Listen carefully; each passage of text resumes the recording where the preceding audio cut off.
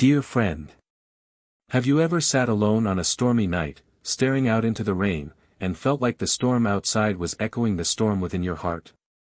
Life has its tempests, not always outside, but deep within our souls.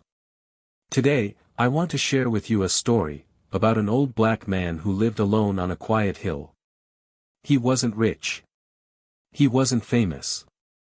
But he once saved an entire life, with nothing more than a warm cup of tea and a heart willing to listen. This story isn't about punishment, it's about forgiveness. There's no shouting, only silence, long enough for a broken soul to find its way back home. And by the end, you'll witness a moment so powerful, even the storm itself falls silent. Because sometimes, what truly moves a heart, isn't thunder, but the quiet whisper of kindness. So stay with me until the very end. You might just find a piece of yourself, in this very story. The Old Man and the Storm. Memories of a man once lost. The night was restless. A small town lay hushed beneath the weight of an approaching storm. Wind howled through the trees, a mournful wail that seemed to carry echoes of forgotten years. High on a lonely hill, an old wooden house creaked against the tempest's fury. Inside, Elijah, an old man with weathered hands and silver hair, sat motionless on a rocking chair. His eyes, deep and steady, gazed out through a trembling windowpane. Rain pounded the earth like a drumroll of warning. Lightning tore through the black sky, casting brief, jagged flashes across the room, illuminating a modest table, a worn Bible, a chipped teapot. But Elijah didn't flinch. He'd faced storms before, fiercer ones than this, storms that raged not in the heavens but within the human soul. He muttered softly, his voice a low murmur beneath the gale. "Been a while, hasn't it, old friend?" The storm didn't answer, but Elijah didn't expect it to. He leaned back, the chair creaking in rhythm with the wind, and let his mind drift. Outside, nature roared. Inside, memory whispered. It was a night like this, he recalled, 1987, a year carved into his bones. Rain had battered the hill that evening too, relentless and cold. The dogs had barked furiously at the porch, their growls slicing through the downpour. Elijah had shuffled to the door, lantern in hand, and opened it to find a shadow trembling in the dark. A young black man stood there, soaked to the skin, no older than 19. His clothes hung heavy with water, his breath came in shallow gasps, and in his shaking hands, he clutched an old, rusted pistol. He pointed it at Elijah, his voice jagged with desperation. "Give me your money, now." Elijah didn't move. He met the boy's eyes, wild, fearful, flickering with something deeper than anger. The old man saw not a threat, but a story. He tilted his head slightly, his voice calm as a still pond. "You're cold. Come inside. I've got hot tea." The boy blinked, confusion rippling across his face. His hands trembled harder, not from the chill, but from the weight of a moment he hadn't expected. No one had ever looked at him like that. No one had ever offered him tea. For a long heartbeat, they stood there, the rain drumming a tense rhythm between them. Then, slowly, the boy lowered the gun. Elijah stepped aside, holding the door open. They sat in silence at first. The fire crackled in the hearth as Elijah poured steaming tea into a chipped mug and slid it across the table. The boy stared at it, then at the old man, suspicion warring with exhaustion. Finally, he took it, the warmth seeping into his hands. Elijah sat back, his voice gentle but firm. "I'm not afraid of you. But I can see you're afraid of yourself." The boy's jaw tightened, but he didn't argue. Something in the old man's gaze, steady, unguarded, pierced through the walls he'd built. His name was Marcus. He didn't offer it right away, it slipped out later, between sips of tea and halting sentences. His mother was lost to addiction, his father to prison. He'd grown up in a world of broken glass and empty stomachs, where kindness was a myth and survival was a fight. No one had ever asked him, "Are you okay?" No one had cared enough to try.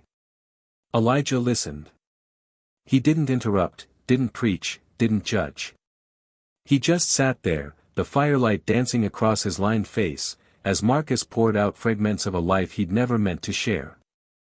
They talked for 3 hours that night, about the streets, about loss, about the weight of choices no one should have to make.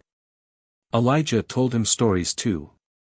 Not grand tales of heroism, but quiet ones, of a man who'd once been angry, who'd once lashed out at the world, until someone showed him a different way. Marcus listened, his guard slipping with every word. When dawn broke, gray and soft through the storm's retreat, Elijah woke to an empty house. The boy was gone. On the table, a scrap of paper lay folded beneath the mug. For the first time, someone saw me as human. Thank you.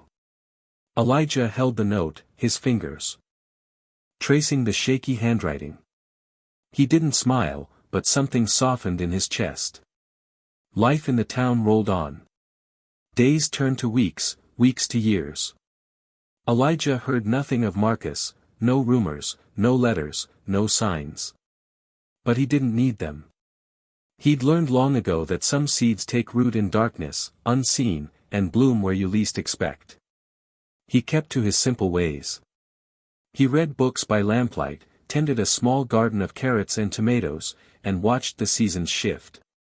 And whenever a storm rolled in, he'd sit by that same window, rocking slowly, listening, not just to the wind, but to the echoes of his own heart. Sometimes he wondered about Marcus. Had he found a path? Had he escaped the shadows? Elijah didn't know. But he trusted the night they'd shared had mattered, even if he never saw the proof. The townsfolk called him solitary, eccentric. They didn't know the depth of the quiet he carried, or the hope he buried beneath it. 20 years later, Elijah sat in the back row of a community hall, his hair now fully white, his frame frail but unbowed. The room buzzed with people, former inmates, counselors, families, gathered for a seminar on redemption and reintegration. On stage, a tall man in a dark suit spoke with a voice that rang with purpose. "My name is Marcus," he began, "and I used to be a thief." Elijah's breath caught. He leaned forward, peering through the crowd. The man's face was older, broader, but those eyes, those same searching, soulful eyes, were unmistakable. "I held a gun to an old man's chest once," Marcus continued, his tone steady but thick with emotion. "I thought I'd take everything he had. But he didn't flinch. He didn't curse me. He looked at me, not with fear, but with pity. He didn't make me beg for mercy. He sat me down and called me human." The room was silent, hanging on his words. Marcus paused, scanning the crowd, and for a fleeting moment, his gaze locked with Elijah's. Recognition flickered, then softened into something deeper. "That night changed me," Marcus said. "I'm a pastor now. I build homes for people like I used to be. Because one man showed me I could be more." Elijah's eyes stung. He wiped them with a trembling hand, not out of pride, but from the quiet certainty that a seed he'd planted had grown into something beautiful. Back in the present, the storm raged on outside Elijah's window. Rain lashed the glass, wind rattled the walls, but the old man sat still, his voice a whisper against the chaos. "You know, I was like you once," he said to the storm. "Furious, loud, lost. I screamed at the world until someone taught me to stop. To listen. Only when you're quiet enough can you hear the real cries for help." He closed his eyes, the rocking chair swaying gently. The storm didn't relent right away, but slowly, almost reluctantly, it softened. The wind eased its howling. The rain fell lighter, a patter instead of a roar. Out there, beyond the hill, it felt as if the earth itself paused to hear an old man's heart, one that had weathered its own tempests and emerged not hardened, but warm.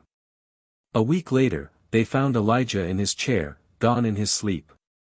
His hand clutched that faded note from 1987, the edges worn from years of quiet reverence. On the table beside him lay a letter, addressed to Marcus. "If you read this, keep seeing people as human.